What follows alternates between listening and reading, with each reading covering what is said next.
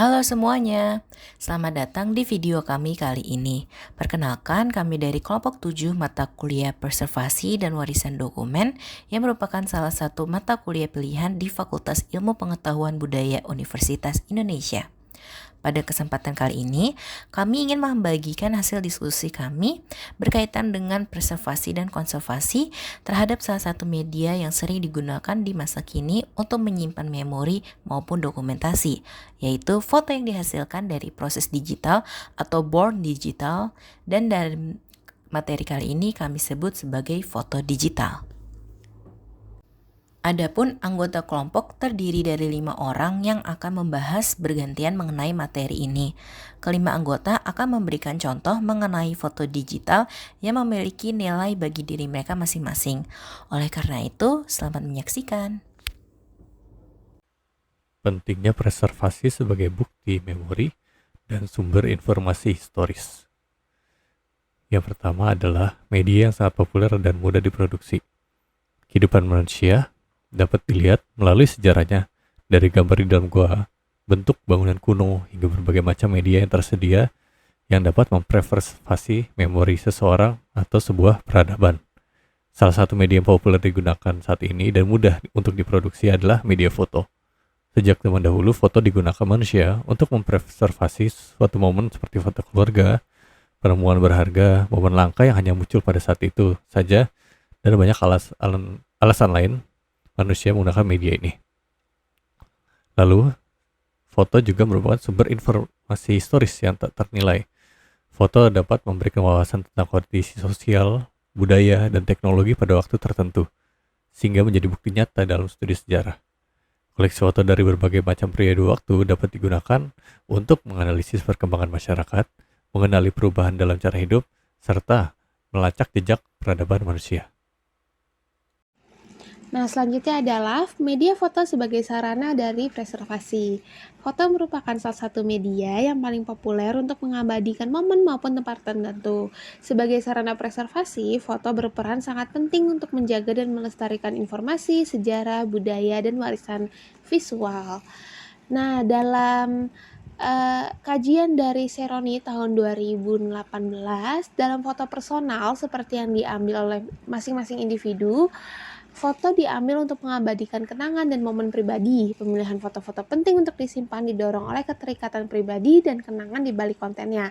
Nah, ini bisa kita lihat dari pengalaman kita masing-masing, di mana kita suka ambil foto pakai smartphone kita karena ada sesuatu yang ingin kita abadikan dan kenangan yang ingin kita lihat lagi, dan ketika kita mewariskan itu untuk keluarga atau orang lain, atau ketika kita melihat foto-foto yang diwariskan oleh keluarga kita, di situ kita terasa seperti kembali ke masa lalu. Kita bisa mengingat dan ada kenangan yang membuat kita terikat dengan foto tersebut. Oleh karena itu, orang-orang pada ambil, sebagai individu kita mengambil foto-foto di saat-saat tertentu.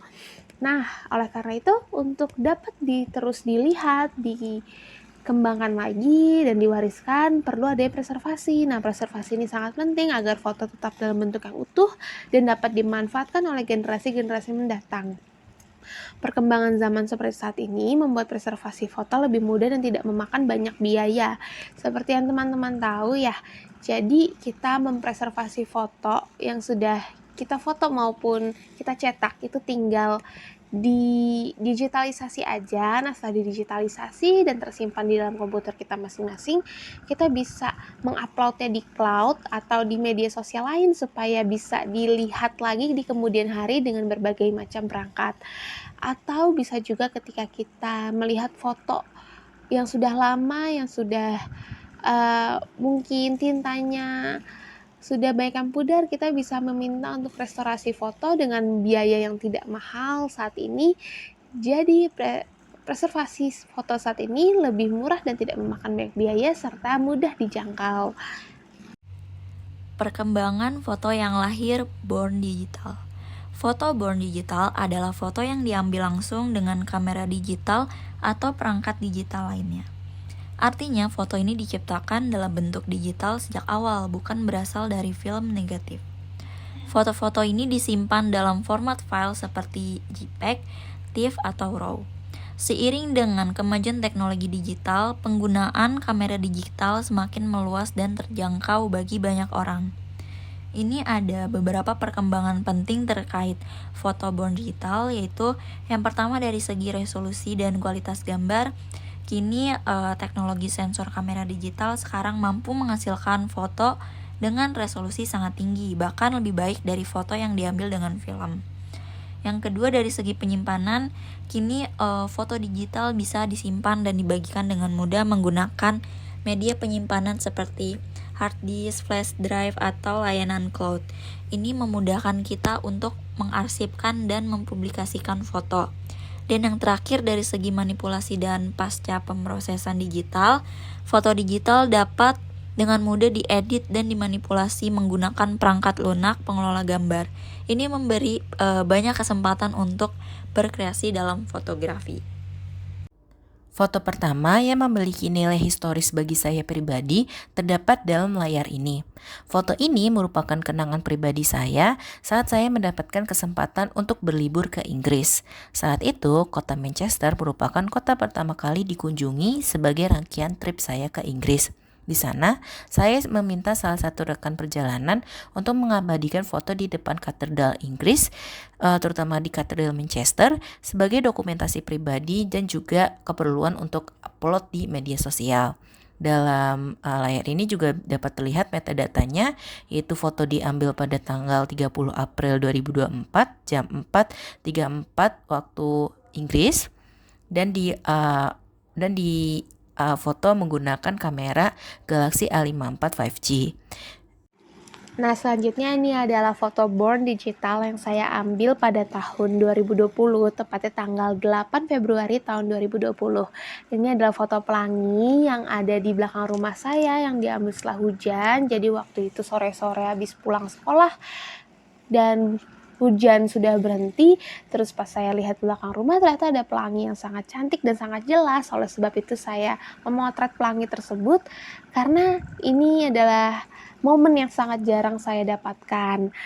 Nah, ini juga bertepatan sekali sebelum pandemi COVID-19 dan juga foto personal yang diambil karena adanya keterikatan pribadi saya terhadap foto ini, dan juga saya simpan, saya backup ke dalam cloud Google Drive karena adanya kenangan dalam foto ini, seperti saat-saat dimana saya jarang untuk melihat pelangi, kemudian tepat sebelum pandemi dan saya libur 2 tahun, dan juga yang terakhir adalah sebelum belakang rumah saya menjadi rumah-rumah atau perumahan warga, sehingga untuk melihat pelangi seperti ini jadi lebih sulit. Nah, ini juga sudah saya backup di Google Drive tadi ya, yang tadinya saya foto dengan Xiaomi A1. Karena HP saya sudah ganti, jadi bisa saya tetap akses untuk saat ini, karena backup di cloud itu dapat memungkinkan kita untuk tetap bisa mengakses melalui perangkat yang lain. Saya memilih foto saat penerimaan Almed. Menurut saya ini bisa dibilang bersejarah karena awal dari perjalanan pendidikan dan pengalaman saya di dunia kampus. Soalnya juga momen saat itu dipenuhi dengan harapan dan semangat. Ini juga waktu di mana saya mulai membentuk identitas baru sebagai mahasiswa yang tentunya punya arti tersendiri. Nah, kalau kita kaitkan dengan teori pemetaan budaya, momen penerimaan Almed ini bisa dilihat sebagai bagian dari ritual yang membangun identitas kolektif mahasiswa. Teori pemetaan budaya menjelaskan gimana individu dan kelompok membangun makna dan identitas mereka dalam kerangka budaya tertentu.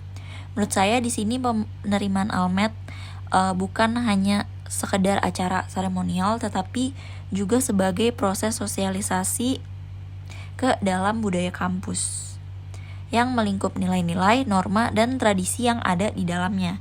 Jadi menurut saya foto tersebut bukan hanya sekadar gambar, melainkan transisi saya dari calon mahasiswa menjadi bagian dari sebuah komunitas yang lebih besar, di mana saya akan belajar dan tumbuh bersama teman-teman baru, serta berkontribusi pada budaya kampus yang ada. Berikut ini merupakan foto dari hasil jepretan saya yang merupakan momen pertama kali saya menyaksikan sunset di Bali, dan juga merupakan memori saya saat pertama kali bertamasya sendirian ke tempat yang jauh dari tempat saya tinggal sekarang. Momen ini sangat berharga untuk saya karena untuk pertama kalinya saya menghabiskan malam di tempat yang saya tidak ketahui sendirian tanpa ada orang-orang di sekitar saya. Dan jujur saja itu membuat saya merasa lebih tenang daripada biasanya. Dapat terlihat dari metadata foto tersebut bahwa foto ini diambil pada bulan Agustus tahun 2023 menggunakan perangkat Samsung yang saya bawa ketika bertamasya. Berikut merupakan foto jembatan Texas yang merupakan jembatan penghubung antara Fakultas Teknik dan Fakultas Sastra yang di dalam bangunannya terdapat nilai historis dan nilai budaya. Ini adalah tantangan preservasi dari foto-foto digital. Yang pertama adalah keusangan perangkat lunak dan format. Jadi sering dengan berkembangnya platform dari komputer, perangkat lunak dan format yang digunakan untuk menyimpan foto digital mungkin menjadi usang, sehingga sulit untuk mengakses dan menyajikan gambar-gambar ini di masa yang akan mendatang nantinya. Selanjutnya adalah integritas dan keaslian data. Memastikan bahwa foto digital tetap tidak berubah dan otentik dari waktu ke waktu merupakan hal yang sangat penting. Hal ini melibatkan pemeliharaan integritas data terhadap potensi kerusakan atau modifikasi yang tidak sah. Yang terakhir merupakan skalabilitas dan heterogenitas. Jadi sering meningkatnya volume dan variasi foto digital sendiri memerlukan solusi yang dapat diskalakan, yang menangani berbagai jenis file dan kumpulan data-data yang besar di masa depan nantinya. Baik, selanjutnya adalah upaya preservasi foto digital. Semakin berkembangnya kemampuan teknologi, kini foto tidak lagi harus menggunakan film maupun kamera, melainkan dapat dihasilkan melalui born digital atau proses digital saja menggunakan kamera handphone individu. Dengan demikian, kita perlu menggunakan upaya preservasi dan strategi yang berbeda dengan jenis foto yang dihasilkan dari film negatif film. Di sini saya akan merangkum dan menganalisis berdasarkan artikel dan buku yang terkait dengan upaya preservasi foto digital. Yang pertama adalah dari buku Photograph of the Past. Umumnya, prinsip utama dalam melakukan preservasi dan konservasi dokumen adalah memastikan bahwa dokumen tersebut dapat dibaca dan dapat langsung diketahui isi informasi dan arti dokumen tersebut dengan hanya sekali lihat dari dokumen tersebut. Hal ini berarti foto dengan yang dihasilkan dari bond digital juga dapat langsung ditafsirkan dan diketahui artinya secara langsung.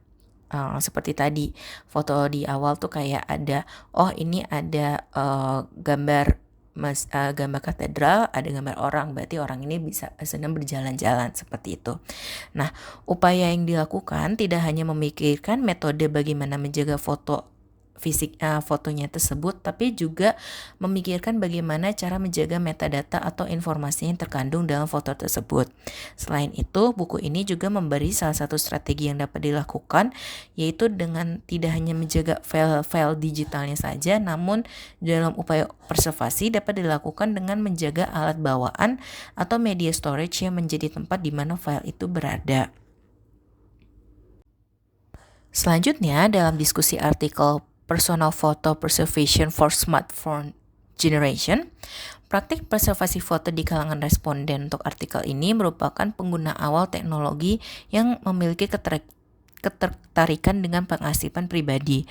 Dalam prakteknya, foto tidak hanya dihasilkan oleh kamera smartphone, melainkan foto juga diambil dari sumber lain, yaitu email ataupun instant messenger, seperti foto yang diambil dari Instagram, sharing Instagram, ataupun dari sharing TikTok dan lain sebagainya. Hal ini membuat solusi dari pelestarian berdasarkan perilaku ini perlu adanya pertimbangan aplikasi yang didesain untuk mempertimbangkan kemudahan pengguna yang mampu menyerap file dan metadata secara otomatis sehingga lebih mudah diterima pengguna luas. Dengan demikian, berdasarkan kedua pembahasan tadi, itu dapat ditarik kesimpulannya, hasil diskusinya sebagai berikut. Yang pertama, perilaku preservasi foto pribadi itu dapat dilihat dari manusianya itu berdasarkan artikel yang telah disebutkan. Yang pertama adalah foto yang dihasilkan tidak hanya foto yang berasal dari kamera smartphone pribadi atau kamera primer, tapi juga pengasipan foto itu juga didapatkan dari sumber lainnya. dan banyak upaya preservasi foto yang hanya mengupayakan perlindungan foto tersebut tanpa mempertimbangkan metadata foto tersebut. Foto yang terlahir secara digital biasanya juga dilakukan penyimpanannya secara digital juga, seperti itu. Kebanyakan orang yang menyimpannya itu ya dilakukannya secara digital maksudnya. Yang kedua, upaya penyimpanan tidak hanya berlaku pada bagaimana cara menyimpan foto, namun juga menyimpan metadata atau informasi di foto itu sendiri. Hal itu dilakukan agar memori pribadi kita tidak terkenang di benak kita saja, namun dapat dikenali oleh orang lain melalui observasi awal mereka terhadap foto tersebut. Dengan demikian, disitulah hasil pembahasan dari kami. Berikut adalah rujukan daftar pustaka yang kami gunakan. Akhir kata, terima kasih telah mendengarkan materi dari kami dalam video kali ini. Besar harapan kami dan juga teman-teman untuk menerima masukan dan juga tanggapan yang dapat dilakukan melalui komen di bawah. Dan sampai jumpa di lain kesempatan.